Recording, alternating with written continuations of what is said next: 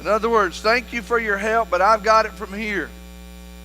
You know, self-sufficiency is one of those terms that we think about in our lives when we think, you know, we do want to be able to do it by ourselves. We do want to be able to manage those things in our life by ourselves. We want to be able to handle our own affairs. Don't want anybody to help me. You know, sometimes a parent may speak to an older child, maybe even a married child, and they'd say, you know, if you just think about this and say, I want to do this all by myself. Sometimes to the extent that they'd rather mess up doing it by themselves as they had for anybody to help them. Do you know anybody like that? If you don't, then there are a lot of folks around who are that way. Self-sufficiency. You know, that's one of the trademarks. We tell our children, you know, pull yourself up by your own bootstraps. And I want to do this in my own time, and I want to do it my own way, and I want to do it by myself and for myself. Somehow, some way, that's going to be the thing that's going to symbolize to the world our strength of character. The strength that we have within us is our ability to handle things by ourselves. I want to talk about that this morning. I want you to consider those thoughts with me today as we think about the idea of self-sufficiency. Let's bow our heads, close our eyes, gather our hearts, our minds, and our thoughts as we consider this lesson together.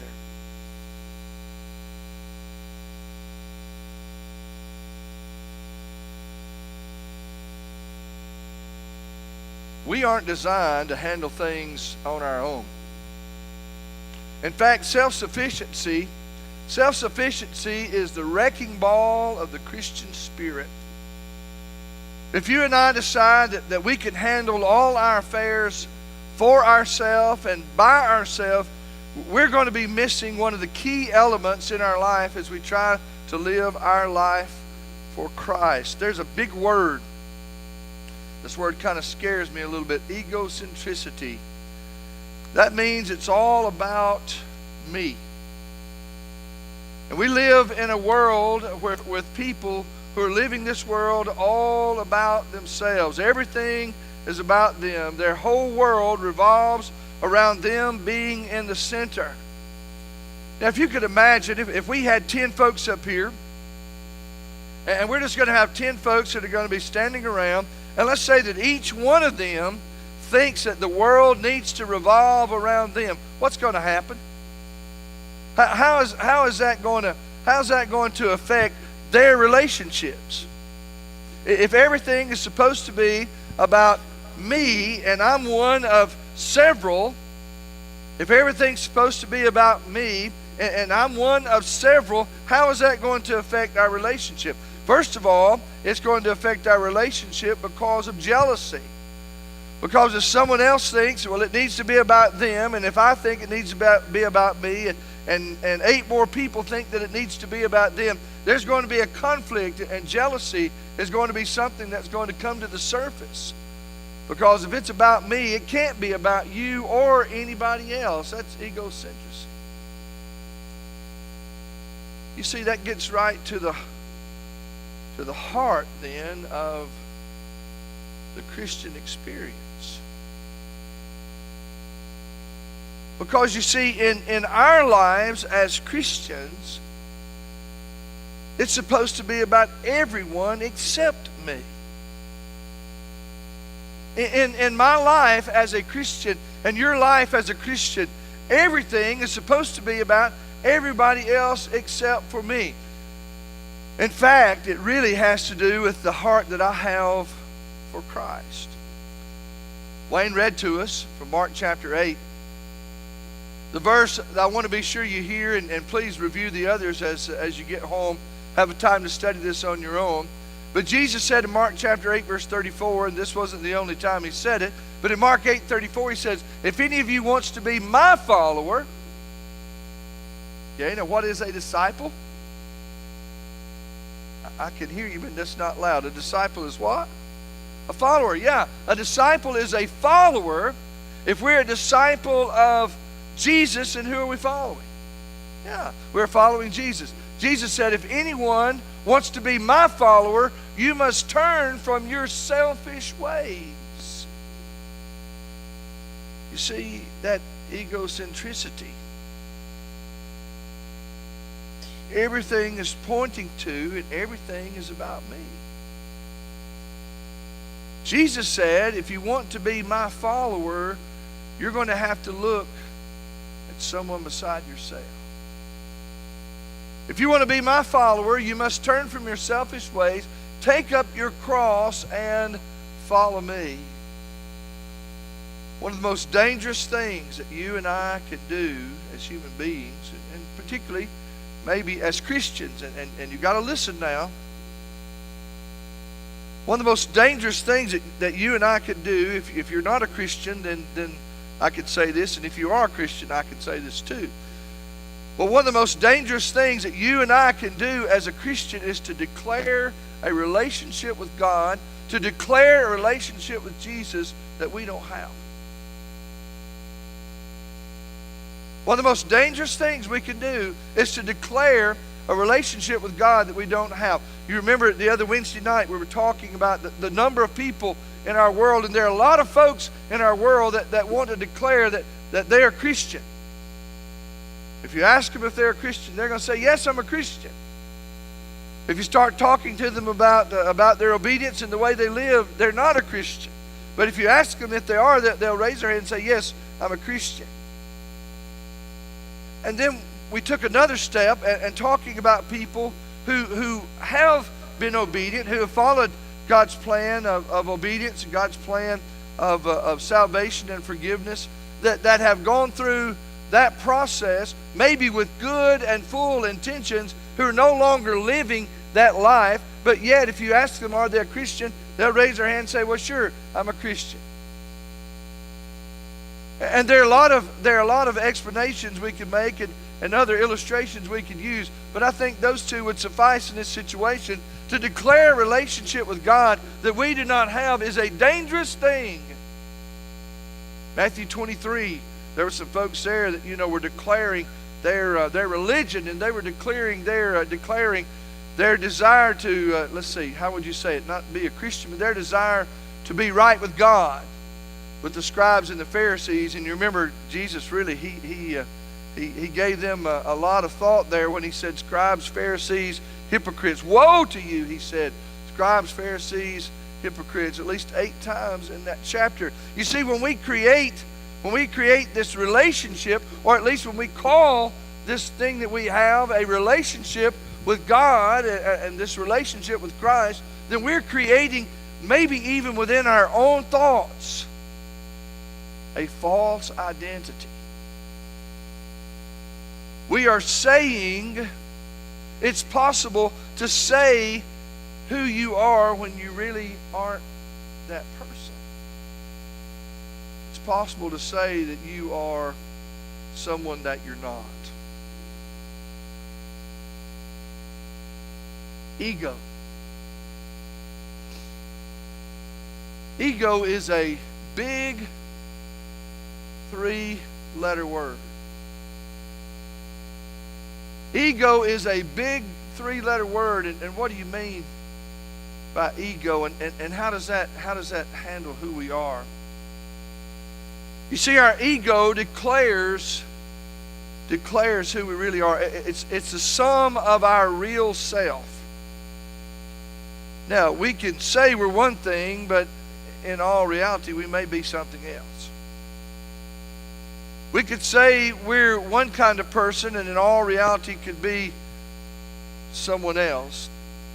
Who we really are is the root of our being, regardless of what we say. And when I say ego is a big 3-letter word, it really is a controlling factor in our life if we let it be, because it's the sum of our real self.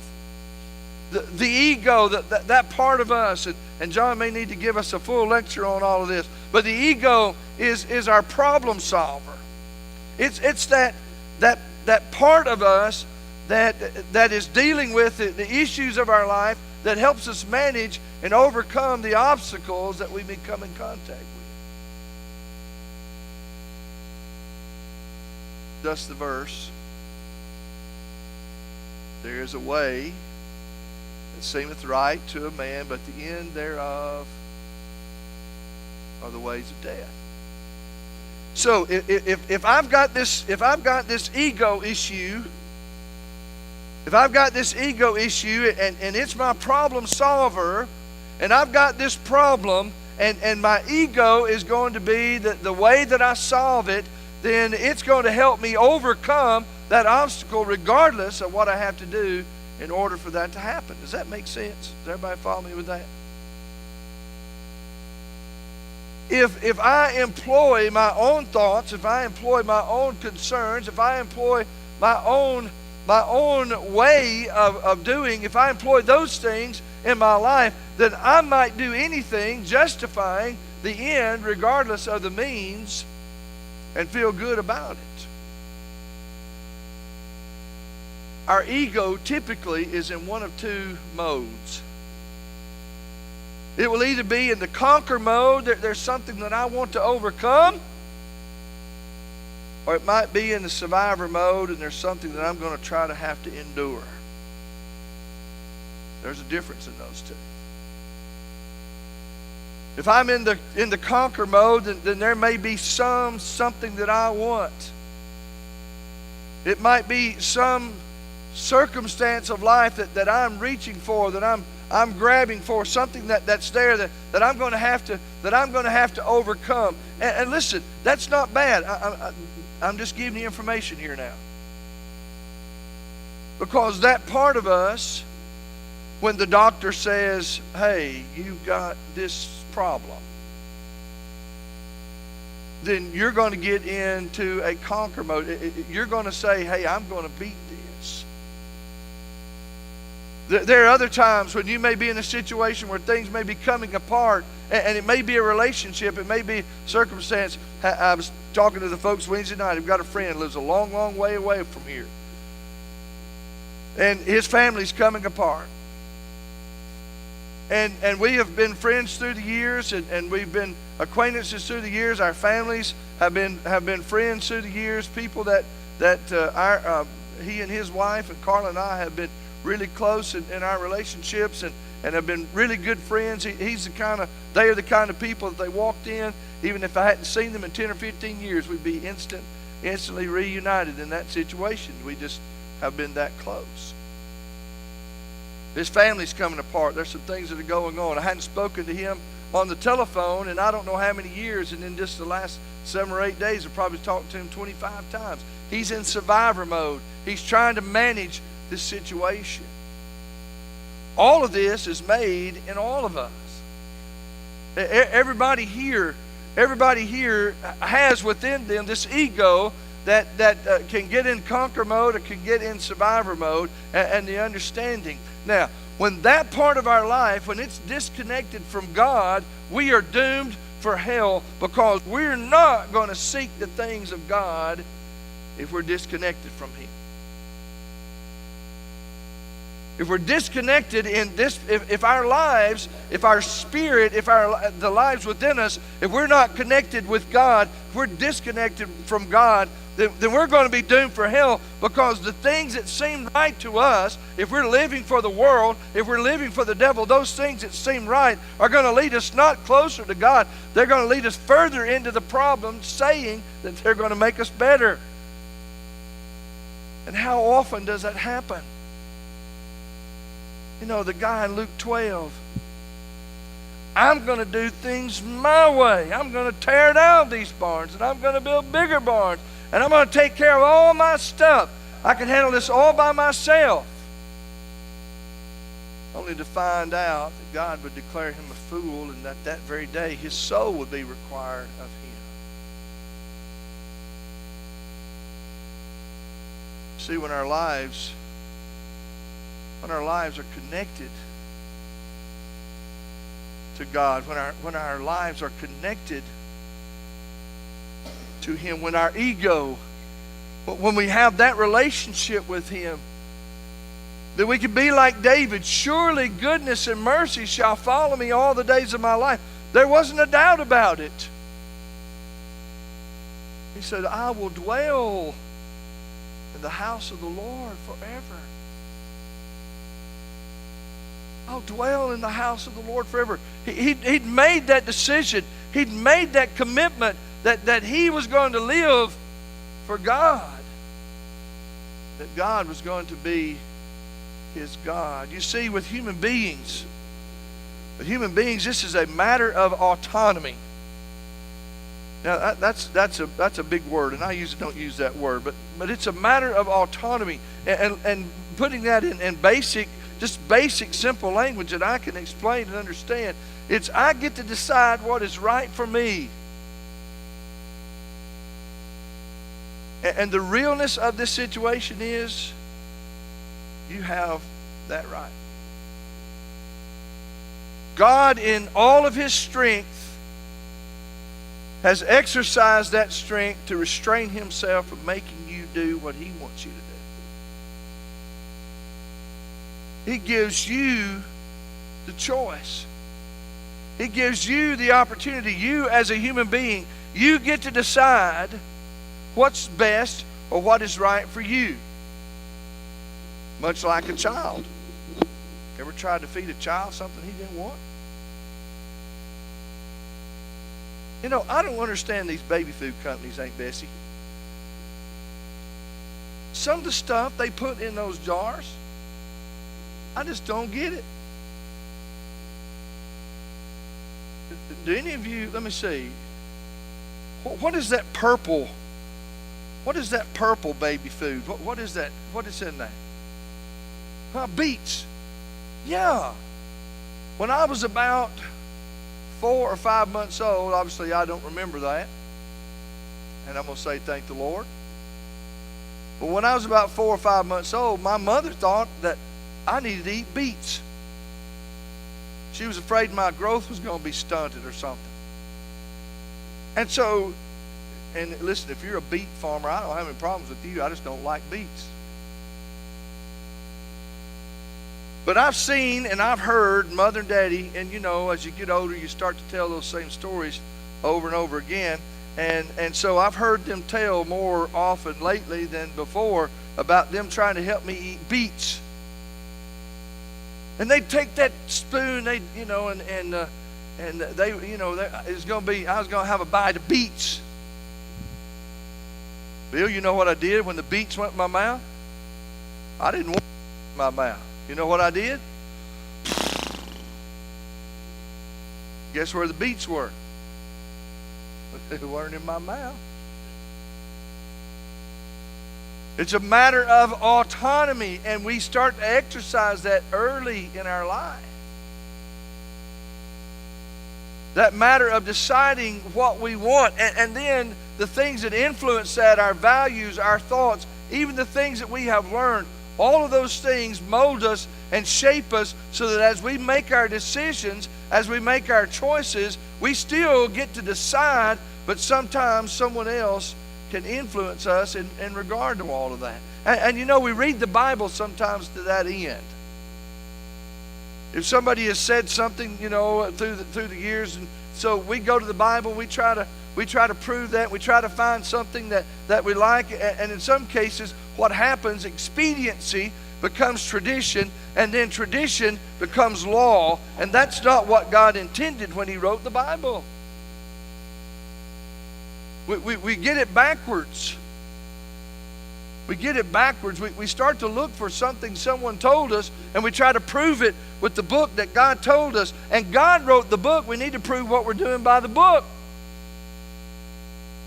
And what happens in this deal is God is in charge as long as I want Him to be.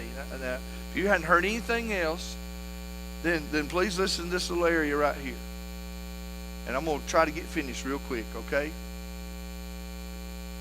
The result of all of this egocentricity and autonomy and all the stuff we've been talking about, here's the result.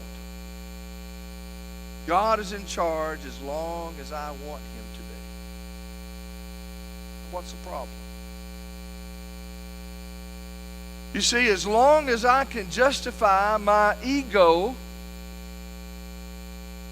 by what He wrote in the Bible, if I can have thoughts or feelings or whatever, or something, somebody, if I can go here and I can find it in this book that, well, yeah, my grandmother was right, or my mother was right, or my friend was right, or somebody was right. You know, sometimes people who love us, they might have got it wrong. That didn't mean they were trying to. It just means sometimes it happens.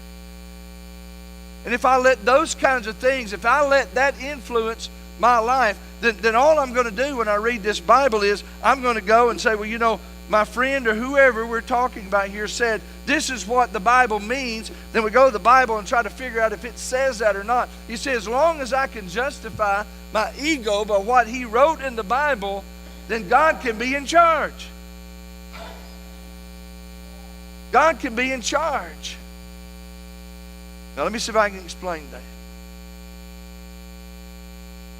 If God is in charge, just because I let him be in charge, then he's not in charge of anything. If God is in charge, just because I let him be in charge, he's not in charge. I'm in charge.